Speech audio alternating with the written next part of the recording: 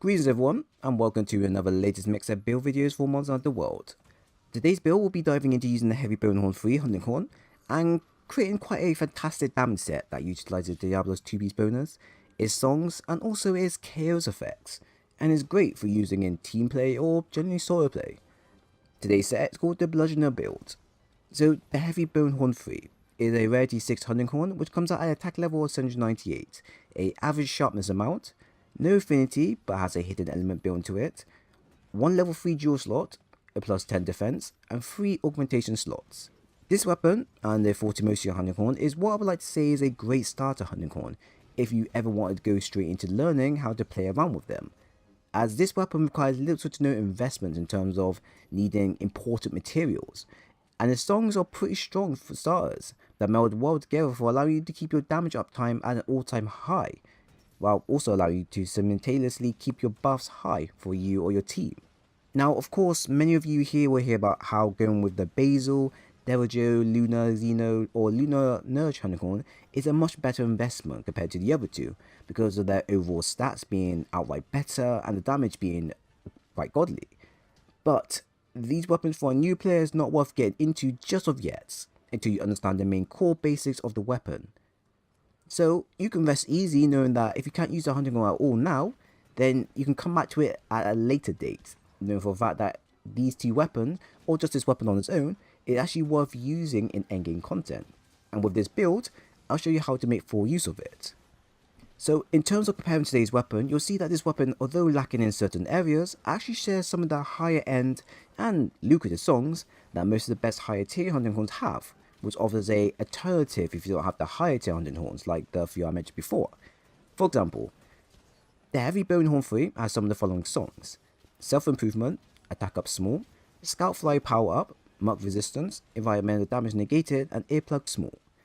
Now, out of the 6 songs, only 3 of the songs are actually considered viable in fights, such as the Self-Improvement, Attack Up Small, and Earplug Small. The other 3 being 50-50, as there's not much use as using these skills, as they have rare moments of actually being used, and to be honest, you rarely need them at all. The only time you actually activate them is if you're in combat and you just need to combo your attacks onto a monster effectively.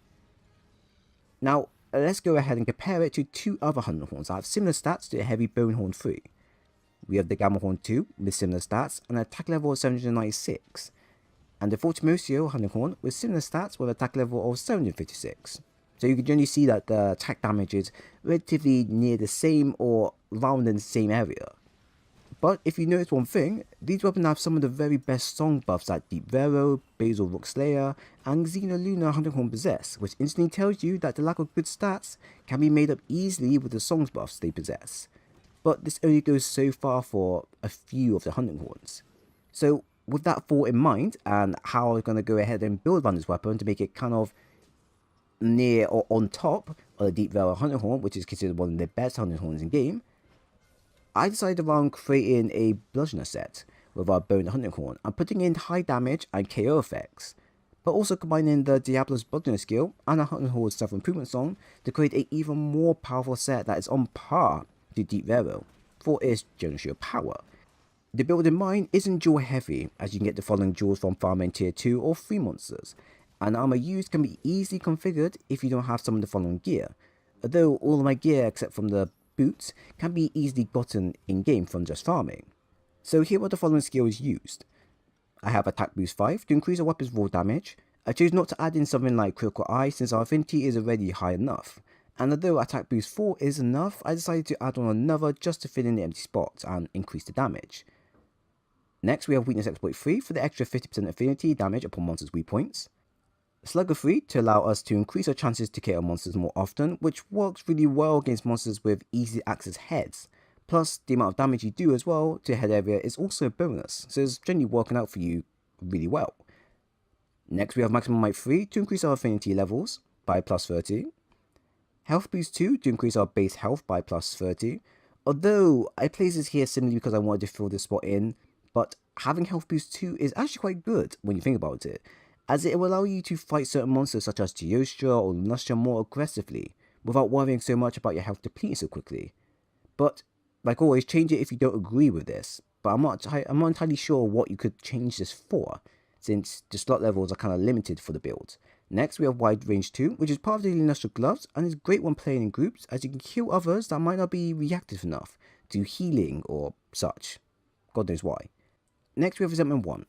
Okay, so this skill is part of the Black Diablo's Waste, and at level 1 isn't that great for the buff damage you receive, as it's really small, I believe it's only +5.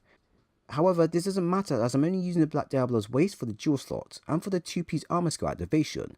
You may want to change this armor piece if you find something better, but still gives you the 2-piece armor skill, but I chose to stick with this instead, because really, armor-wise, I have all the general skills there, and I think going with this, rather than go with Diablo's gloves or Diablo's helmet, is much more better.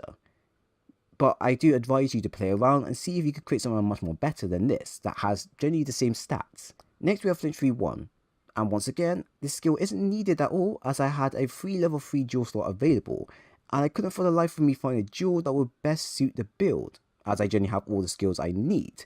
So I will personally leave this up to you.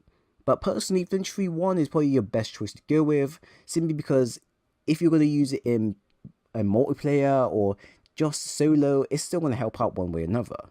Then we have Non-Elemental Boost 1, which will provide a large boost to our weapon's main raw, but at the expense of not unlocking our weapon's hidden element, which is no biggie because we're not going to unlock our weapon's hidden element. And then lastly, we have 2-piece Diablo's bonus, Bludgeoner skill, which gives us a damage boost when our sharpness reaches below blue. So it starts to kick in when at green sharpness, and then you get another boost at orange and yellow, and then lastly at red. But you shouldn't really be hitting red sharpness at all. Overall, this build will give you an attack rating of 1004, 45% affinity for our weapon, and 413 defense. I also forgot to mention that our weapon, the Heavy Bone Horn 3, is augmented with a health and affinity aug, and leaves you with a free augment slot. So if you want to, you could add in another affinity aug to max out your affinity. So you can actually max out to be at 100 affinity if you want to. Or you could go with a attack aug for another small boost in damage. Or even a health boost. It's entirely up to you at this point. But I'll probably say go with another affinity augment slot. So you can max it out to 100. Just for that small increase in damage. This build, once completed, is an absolute powerhouse of taking on any monster you face with good songs, strong damage, and effective defense. Meaning you can even use this to take on arc, tempered, or just tempered monsters, on your own or generally in groups. Now the Bludgeoner skill for our gear will kick in the moment I hit green sharpness, hence why I haven't gone with using a sharp or handicraft, charm or jewel. So you're going to get a further buff when it hits yellow, orange, etc. like I said before.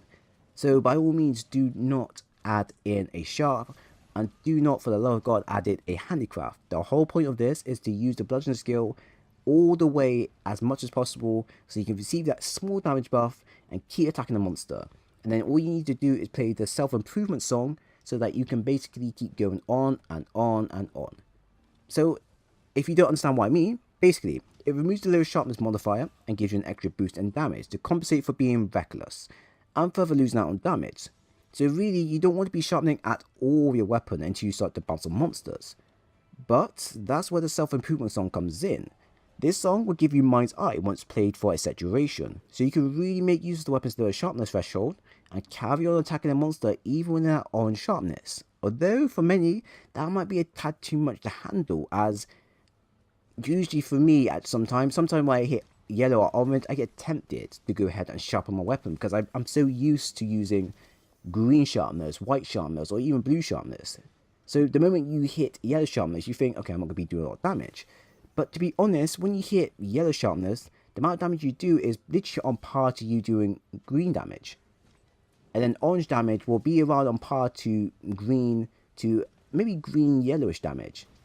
But the good thing is you're still doing good damage. You're going to be hitting around the 50s, the 60s, the 70s, etc. As long as you're hitting monsters' weak points, you're going to be doing good. And as long as you have the self-improvement song active, you won't be able to bounce on the monster. So really, you could play as aggressive as you want, and it won't matter what sharpness level you're at. Although I haven't tested this out when gone down to red sharpness, because that's something I believe that it hits a limit to where the damage you do just doesn't feel that good anymore. So if I was you, I would say stick to around yellow sharpness, and then maybe orange sharpness, but don't hit red sharpness.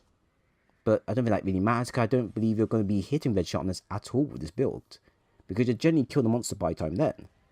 So overall, you have a build that will give you high damage through songs and continuous attacks, high KO effect on every monster you face, and a relatively simple set that can carry you through to endgame if you wish. Completely customizable, great for using in group play, and honestly, if you're someone that wants to use a build that is suitable for a newer player, this is one that you could go ahead and use. Although, like I said before, the only downside you're probably going to have for this is using the boots, because the boots is a event item. So if you don't have the event item, it's going to be quite hard to customize around it. But I'm sure that if you play around with it, or even better, if you want me to help you out, then I'm willing to help you out as best as possible. Just leave a message in the comment section and I'll be sure to get back to you with a viable set. So that comes to the end of the content. If you enjoy the content, then do leave a like, a sub, and also do press that bell button to stay always updated when I upload, as I would appreciate a lot if you do. But like always, thanks for watching, and I hope to see you all again soon.